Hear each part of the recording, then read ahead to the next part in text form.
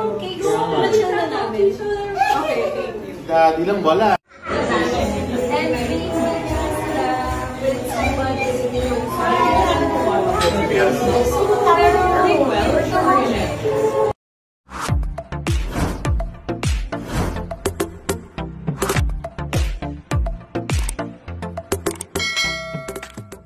Aktres na si Janice de Belen nag-celebrate ng kanyang kaarawan kasama ang mga anak. Nitong linggo November 9 ay masayangang nagdiwang ng kanyang ika-56th birthday ang batikang aktres na si Janice de Belen.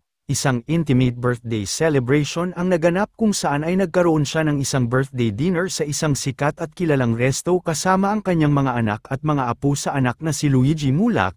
Mula sa Instagram stories ni Janice de Belen at sa Instagram accounts ng kanyang mga anak ay kanilang ipinasilip at ibinahagi sa publiko ang mga larawan at videos ng mga kaganapan sa kanilang masayang salo-salo. Sa mga larawan at bidyong na ibahagi ay makikita nga na napuno ng kasiyahan, tawanan at kwentuhan ang dinner birthday ni Janice de Belen kasama ang mga anak na sina Kayla Estrada, Yuan, Moira, Ina at Luigi Mulak.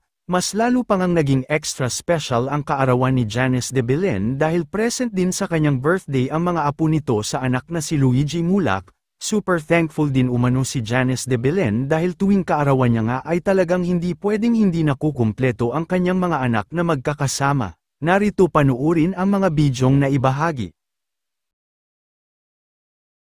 Ang saya nga, kuya, nakampleto. Yung cakes, na-chill na namin. Okay, thank you. Daddy lang wala. And maybe with somebody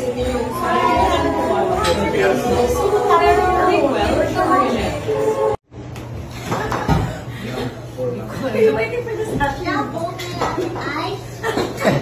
Dapat may fast forward. Yes. Collagen one? Yes. Thank you.